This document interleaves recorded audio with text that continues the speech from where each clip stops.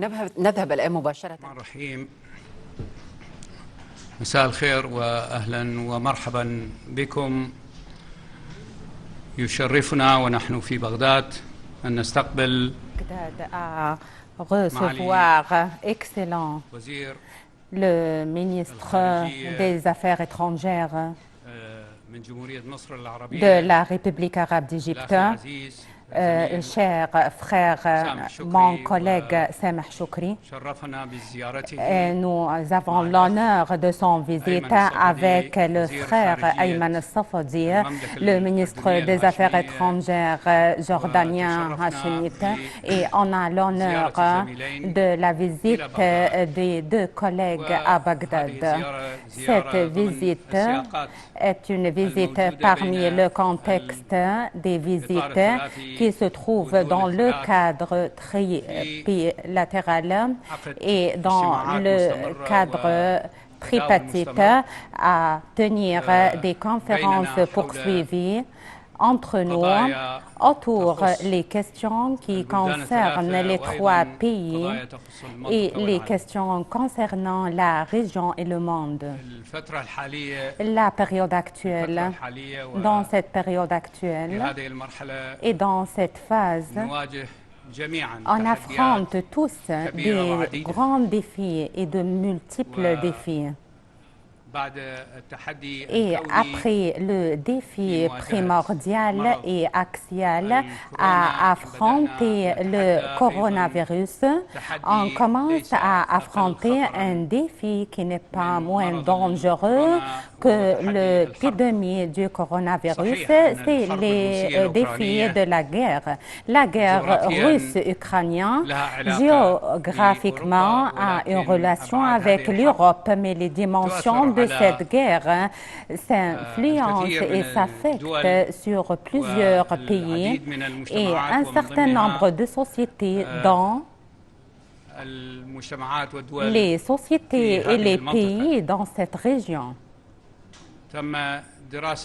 On examine les effets de cette guerre au plan politique et au plan économique et l'aggravation qui se trouve dans les sociétés et dans les marchés et les effets de cette guerre sur la crise de l'énergie et le déroulement de la crise de l'énergie, l'élévation des prix de l'énergie dans le pétrole et le gaz et l'influence de cette inflation sur toutes nos sociétés. Et on examine également un certain nombre de questions concernant notre région et on parle de la manière avec laquelle on travaille ensemble et le travail commun et la planification conjointe et l'examination conjointe et commune entre nous. Dans le cadre tripartite, on parle en ce qui concerne le travail entre les ministères et fixer les résultats de ces réunions et de ces concertations. Il y avait un développement poursuivi et des résultats concrets pour les relations trilatérales et on examine également la manière avec laquelle on se coopère ensemble et la coopération poursuivie entre nous et travailler pour continuer la complémentarité économique et la manière avec laquelle on affronte contre le danger de la sécurité alimentaire. Excellent, Monsieur le Président, chers ministres et le Président Mohamed El-Halboussi, le chef du Parlement et le Premier ministre Mustafa Al-Kazemi. Après ces réunions, on décide à poursuivre dans des réunions prochaines et dans des concertations poursuivies pour reconstruire une structure de ce cadre trilatéral et à la lumière de ces concertations, on planifie aussi le travail commun entre nous. Je accueille favorablement une autre fois, chers collègues, dans votre deuxième pays, l'Irak. Excellent le ministre Samah Shoukry et excellent le ministre Ayman Safdi. Et après les mots des deux ministres, on va recevoir un certain nombre de questions et je vous remercie infiniment, Monsieur le ministre. Excellent, Monsieur le ministre Fouad Bek. Au début, je vous remercie infiniment à cette bonne réception et à cet bon accueil dans notre pays, l'Irak. Et c'est une occasion pour vous assurer une autre fois les orientations et pour les trois les directions et une volonté politique solide pour renforcer les relations et la coopération entre les trois pays. Il y avait une histoire commune et une civilisation commune et des relations étroites qui relient les trois pays au niveau populaire, une longue relation qui relie entre les institutions dans les trois pays. Le but depuis la fondation de ce cadre trilatéral, c'est de soutenir l'Irak et renforcer la stabilité de l'Irak après des années de défis. Et une autre fois, on félicite l'Irak et son peuple à toutes les exécutions qui ont eu lieu pour affronter cet affront très cher contre le terrorisme et le succès à surmonter contre ce défi et poursuivre le travail poursuivi et permanent pour promouvoir l'Irak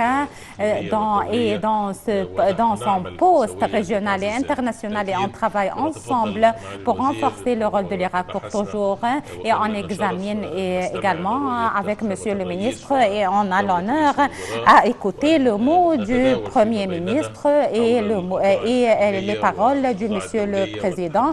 On traite les divers défis et les relations trilatérales et bilatérales et notre conviction complète que ces défis, on peut les affronter avec plus de capacité à travers cette coopération entre nous, ce qui réalise les défis communs et renforce à former une vision unifiée, à traiter avec ces défis et à combattre contre ces défis. On travaille dans le cadre du renforcement des mécanismes. On examine toutes les exécutions de la coopération dans les divers secteurs économiques et former le mécanisme qui peut se coordonner entre nous et savoir tous les détails et renforcer vers l'avant et compléter tout ce qu'on a exécuté jusqu'à maintenant et trouver des occasions et des opportunités et de nouveaux domaines de coopération pour renforcer ces relations et les profits et les intérêts retournés au peuple de ces trois pays. On aspire à plus de coordination, plus de travail, plus de renforcement, à renforcer la sécurité nationale, pas seulement dans ce cadre, mais dans la Ligue arabe et la coordination étroite entre les trois pays. Et on trouve dans ce cadre à garder au futur de nos peuples et à trouver et la nécessité de trouver cette coopération, cette coordination, cette vision. On travaille pour la soutenir pour toujours et on aspire à avancer vers l'avant avec des niveaux qui aspirent et qui allaient en pair avec les rêves de nos trois peuples ou des peuples de trois pays. On vous remercie infiniment, Monsieur le ministre, pour renforcer cette coopération pour toujours. Inch'Allah, grâce à Dieu, Monsieur le ministre, en nom de Dieu clément miséricordieux, au début, on vous remercie chers collègues, excellents, Monsieur le ministre Fouad, et comme mes deux chers collègues avaient dit, nous sommes ici pour surveiller et pour suivre la coopération conjointe et commune entre nous pour servir nos peuples et un pas institutionnel programmatique afin de réaliser le plus meilleur dans le domaine de la coopération entre nous.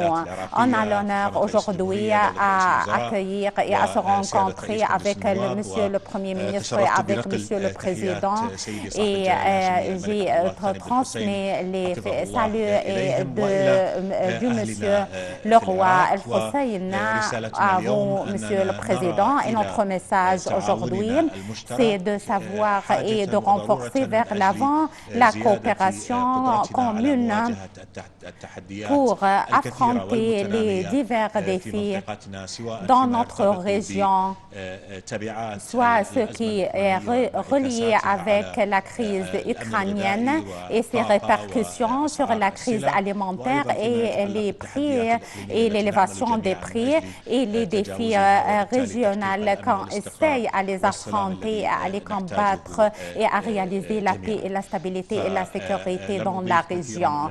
Je n'ajoute plus à ce que mes deux collègues avaient dit. J'assure seulement qu'on a vers l'avant pour toujours dans notre coopération. Les visions sont bien claires, la volonté est solide, le travail est programmatique et bien poursuivi, et on assure une autre fois qu'on soutient l'Irak afin d'affronter tous les défis, parce que la sécurité de l'Irak, c'est notre sécurité, et la stabilité de l'Irak, c'est notre stabilité, et l'exécution de l'Irak, c'est notre exécution tous.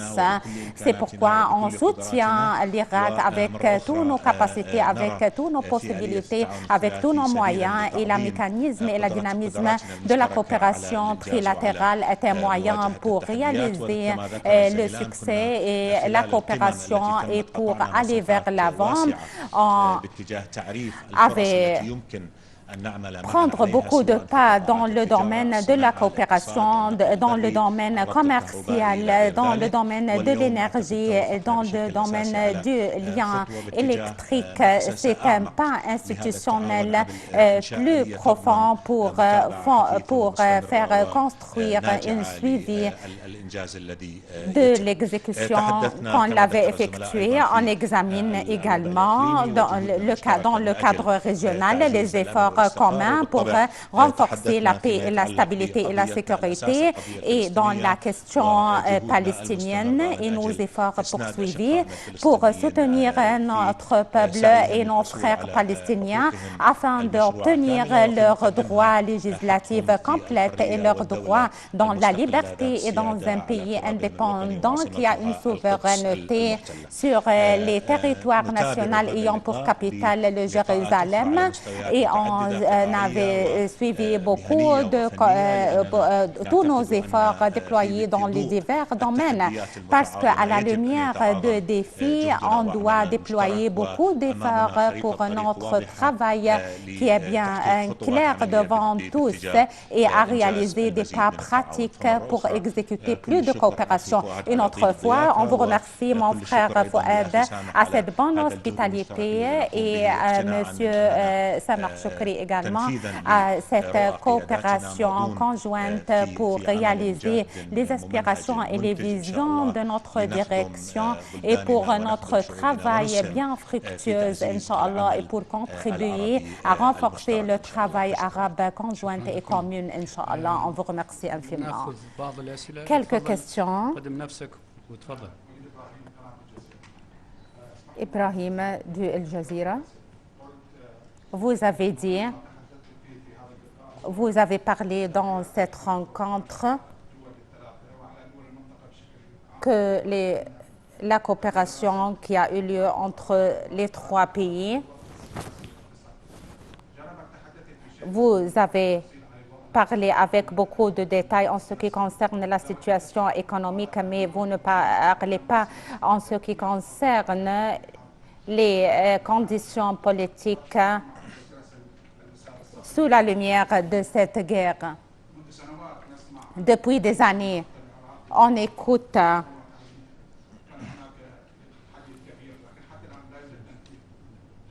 en ce qui concerne les efforts déployés dans le domaine de l'énergie. On vous remercie infiniment. Je vous remercie infiniment. Quant à l'aspect politique pour la guerre, il y avait beaucoup des effets politiques, économiques, sociaux, vu de la guerre dans les diverses sociétés. Hier, il y avait une réunion éventuelle. La Ligue arabe avait formé un groupe qui s'appelle le groupe de communication ou de contact. Et excellent, les deux ministres sont des membres dans ce groupe. En outre, le ministre des Affaires étrangères algérien et soudanais et le ministre des Affaires étrangères des Émirats et de l'Arabie saoudite. Hier, il y avait une réunion éventuelle pour ce groupe de la manière avec laquelle comment on fait efficacer un peu ce groupe. Et il y avait une rencontre avec le ministre des Affaires étrangères ukrainien et russe, Lavrov. On propose cette question dans le cadre de ce groupe et on discute la manière avec laquelle ce groupe peut être plus efficace et comment ce groupe se contacte ou se communique avec les autres parce que cette crise et la poursuivie de cette guerre s'affecte pas seulement et s'influence pas seulement sur le côté politique, mais sur l'aspect également politique et économique et social. C'est pourquoi on propose quelques idées dans le futur proche aux ministres concernant pour fixer les pas prochains dans le cadre du travail politique pour poursuivre avec les deux partis litigieux et avec les autres partis qui s'intéressent à cette question et à cette guerre. Je vous remercie infiniment. Monsieur, quand on commence à parler en ce qui concerne la coopération trilatérale, l'élan et la base, c'est de savoir les espaces et les cadres qu'on peut se coopérer ensemble et on exécute beaucoup en ce qui concerne l'afflux des prix et également le transport. Et avant cette opération et avant cette question, on signe un certain nombre d'accords. Il y avait plus de moyens pour se coopérer entre les trois pays. Le lien de l'énergie ou le lien énergétique, l'Égypte et la Jordanie, il y avait un lien énergétique entre eux et avec nos frères en Irak, on signe un accord pour un lien énergétique. Dans la prochaine année, après le complet des travaux de l'infrastructure, en ce qui concerne du pétrole, c'est un projet qui reflète positivement sur l'Irak et sur la Jordanie et également sur nos frères à la République arabe d'Égypte, parce que c'est un lien énergétique vers la direction de la République arabe d'Égypte également. C'est un grand projet qui a besoin de beaucoup d'études, beaucoup de coïncidences et selon notre estimation conjointe, 80% des préparations demandées pour faire commencer ce projet a été exécutée et on attend les derniers pas et c'est un grand projet. De l'aspect du principe, on se met d'accord, les études préliminaires qui prouvent le profit et l'intérêt de ce projet et on se prépare à faire élancer le projet, on exécute à peu près 80%. On a vers l'avant, mais on doit prendre en considération également qu'on commence D'une façon complète, on avait limité tous les secteurs qu'on doit se mettre d'accord et on va vers l'avant avec des pas stables en ce qui concerne les questions du transport. Et il y avait des paroles autour de la ville industrielle et la zone libre autour des frontières jordaniennes. C'est un poste et une région d'investissement. Venez tous ceux qui voient un profit pour l'investissement pour réaliser la complémentarité économique. Et en ce qui concerne cette ville, on avait exécuté 90% pour le commencement à faire travailler dans cette ville et les pas préparatifs sont très proches. On vous remercie infiniment, Monsieur le ministre. La complémentarité économique est la base entre l'Égypte et la Jordanie et l'Irak et entre les trois pays. Le profit réel qui va être réalisé pour les peuples de ces trois pays et la ville industrielle dite maintenant par Monsieur le chef de la diplomatie jordanien, quand on va toucher les pas concrètes de cette ville industrielle. Je vous remercie infiniment. En ce qui concerne la complémentarité économique, bien sûr, cette complémentarité, on se concentre sur la branche économique dans la relation, on le renforce. Il y avait un cadre politique dans le contact, dans la coordination pour les questions régionales et internationales. C'est une relation complète. C'est une relation qui a comme but on a notre effet à travers lequel on renforce le poste des trois pays, de ses capacités économiques et politiques et on garde ses intérêts politiques et économiques et commerciaux. La complémentarité économique entre nous et ces projets vont donner beaucoup de profit pour les peuples des trois pays. On va offrir beaucoup d'opportunités de travail, l'infrastructure dans le domaine du transport, le lien énergétique et renforcer la capacité industrielle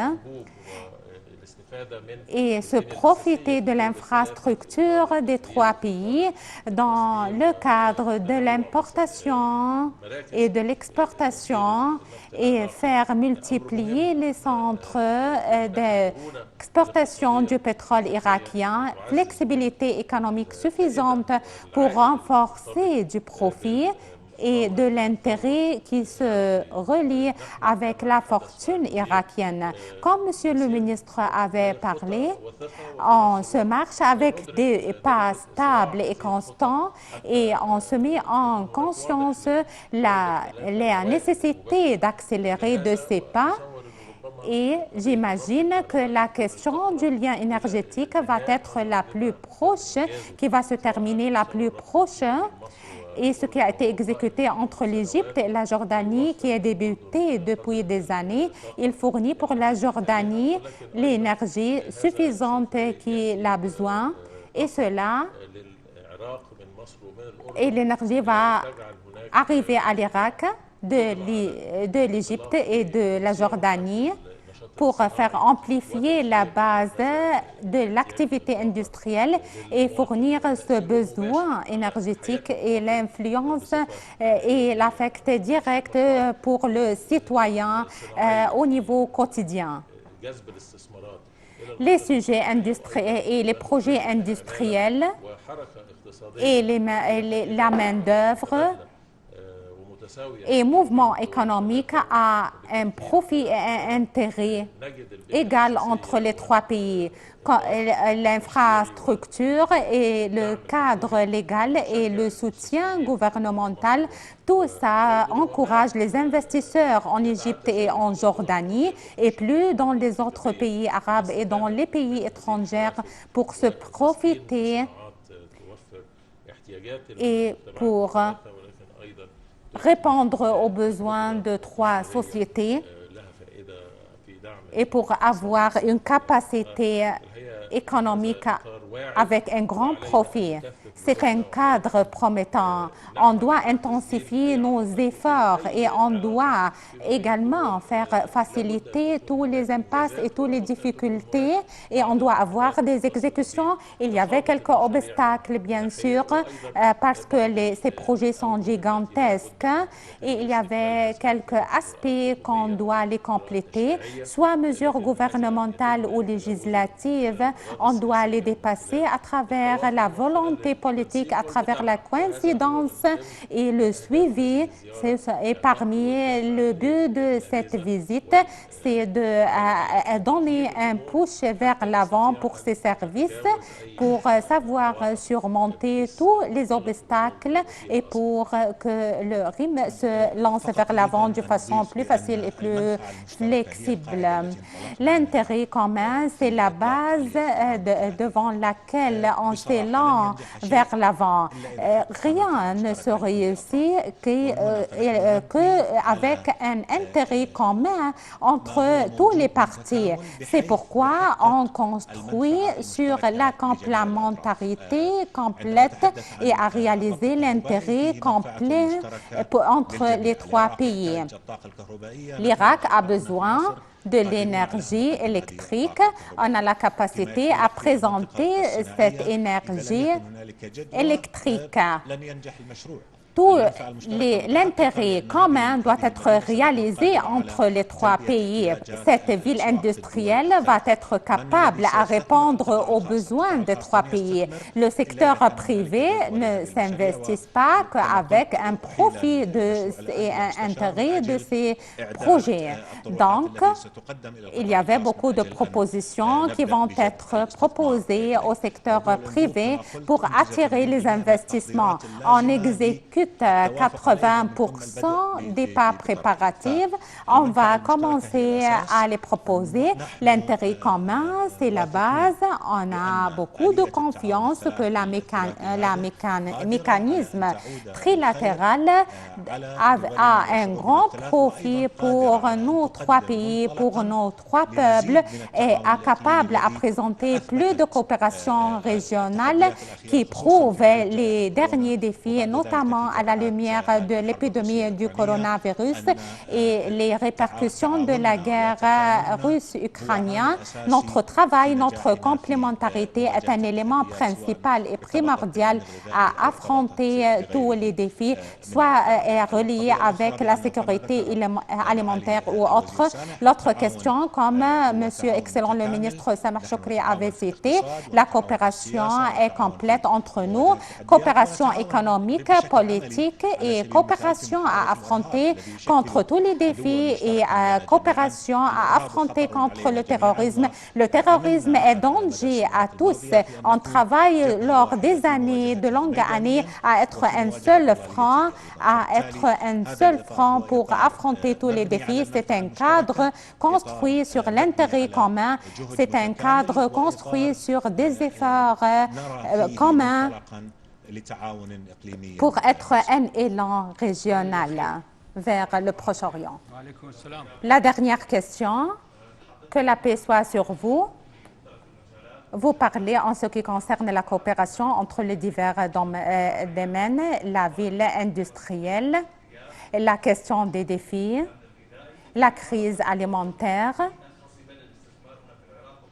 et l'attraction des investissements et l'intérêt commun et mutuel entre les pays. Est-ce que l'Irak est capable et est prête à faire attirer tous ces investissements et pour réaliser un intérêt économique? Mes collègues parlent en ce qui concerne la planification conjointe et le travail commun entre nous et en ce qui concerne le marché irakien, c'est un seul marché et l'économie irakienne est une seule économie, pas seulement parce que l'Irak est un pays pétrolier, non, parce que l'Irak va être un pays également qui dépend sur le gaz et l'Irak est un pays agricole également et l'Irak est un pays touristique, notamment le tourisme religieux. Donc l'économie irakienne est une seule économie. Ce qui nous manque en Irak, la situation sécuritaire, et grâce à Dieu, la situation sécuritaire, quand on le compare avec les années passées, s'améliore beaucoup. Et en ce qui concerne la situation politique en général, il est instable et on espère que le nouveau gouvernement irakien se forme le plus proche possible et on entre dans l'étape et dans la phase de la stabilité politique et l'investissement a besoin des relations internationales et l'Irak, à cause de la démolition de l'infrastructure qui a plusieurs causes, le blocus économique vu de la guerre, on a besoin des investissements, des fonds monétaires et de la technologie également et des experts. Donc, la coopération avec l'aspect égyptien, avec l'aspect jordanien dans les divers domaines et les relations jordaniennes-égyptiennes dans ce domaine sont très larges et très amplifiées. On peut investir les relations jordaniennes et égypto-jordaniennes avec les compagnies étrangères et leur expérience, soit en Jordanie, soit en Égypte. On examine les expériences de ces compagnies pour les appeler à investir en Irak. Donc, le marché en Irak est un marché promettant et le marché de l'Irak, soit pour l'investissement régional et l'investissement dans les pays régionaux ou les investissements à l'étranger, je suis sûre qu'on va avoir beaucoup d'afflux et beaucoup d'attractions d'investissement de l'étranger et coopération avec les investisseurs égyptiens et jordaniens et à travers lesquels investissement avec les autres pays. On vous remercie infiniment. Je vous remercie.